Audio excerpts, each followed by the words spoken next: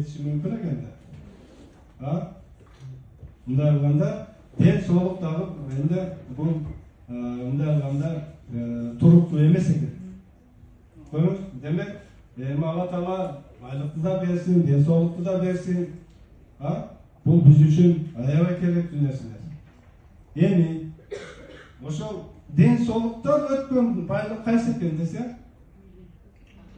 Барбы? Өзүм айта берейин. Ден соолуктан өткөн байлык бул жакшы бала экен. Жакшы бала экен. Эртең мисалы мына картаябыз баарыбыз бир күн. Пенсиядагы апалардан сурасаңыздар, муну аябай жакшы түшүнөт. Картайганда байлыгың, ден соолугуң да баардык жакшы мүмкүн. Бирок жакшы балам жок болсочу, мына проблема да. Макул байлыгыңыз да жок болсун, ден соолугуңуз да жок болсун. Картайганда эмне болот экен?